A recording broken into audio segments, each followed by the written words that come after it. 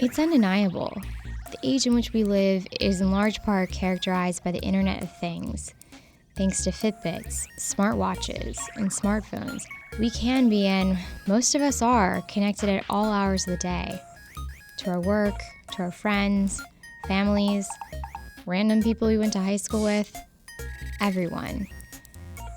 And when it seems we couldn't possibly be more connected, these technologies continue to change and to evolve so that we are.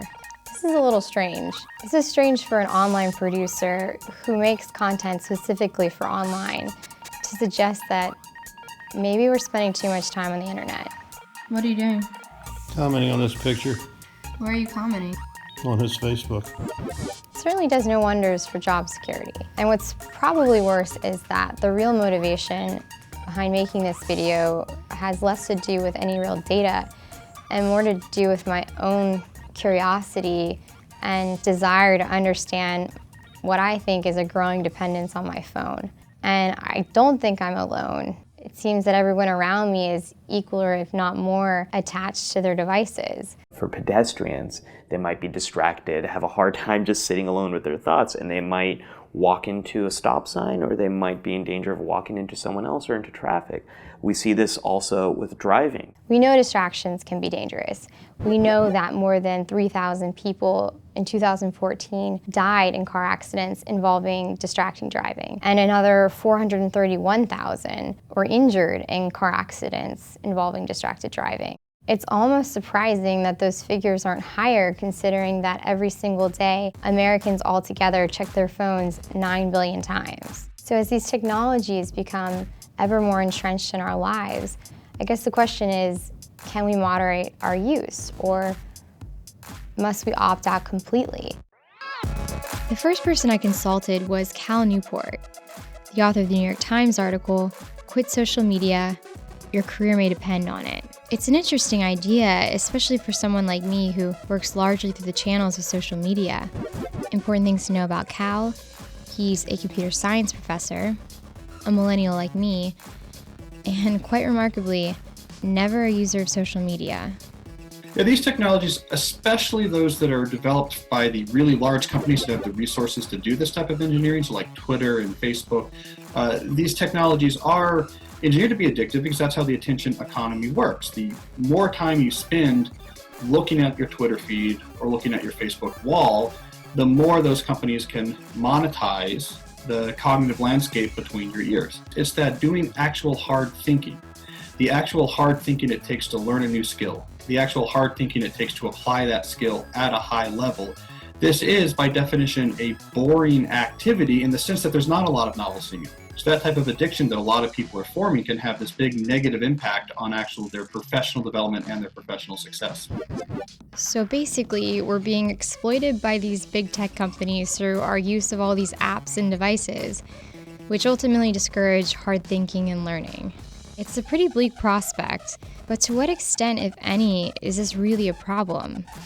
To better understand American usage habits, I spoke with Craig Wigington, who oversees Deloitte's Global Mobile Consumer Survey.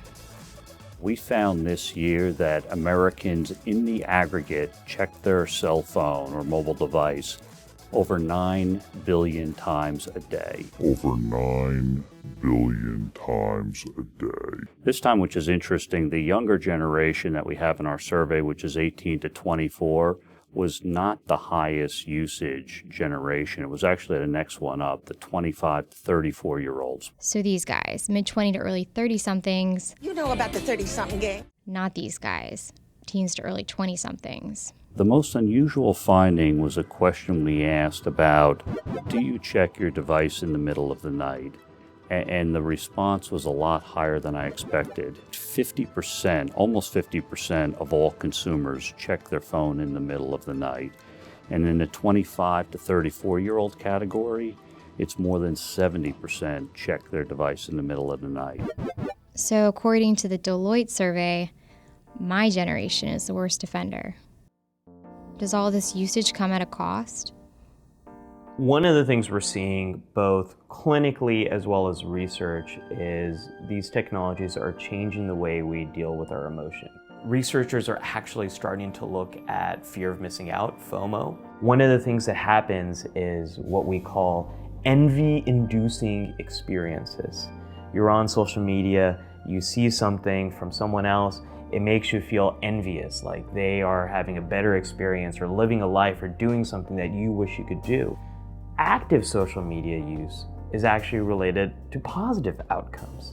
So it all comes down to the function, the ability to have instant connection with people, gather information, get work information, get school information, get entertainment in your pocket at all times is radically new.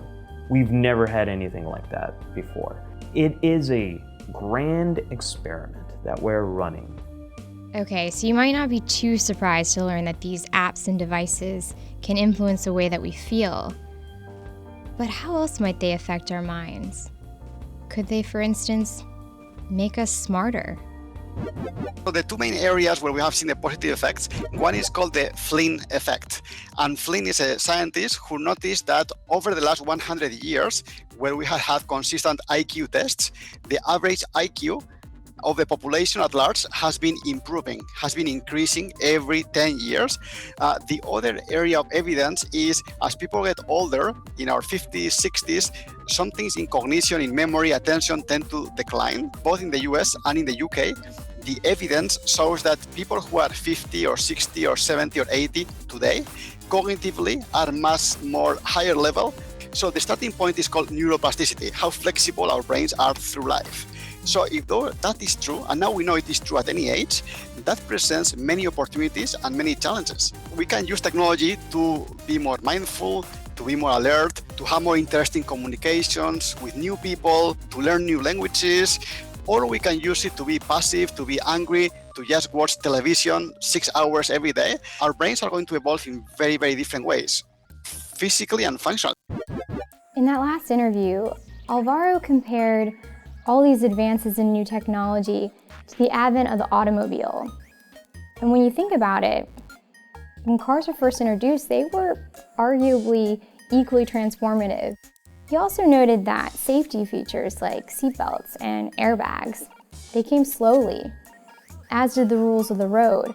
All of this to say, when it comes to new technology, maybe we should start seriously considering how we can be smarter, safer, and more responsible users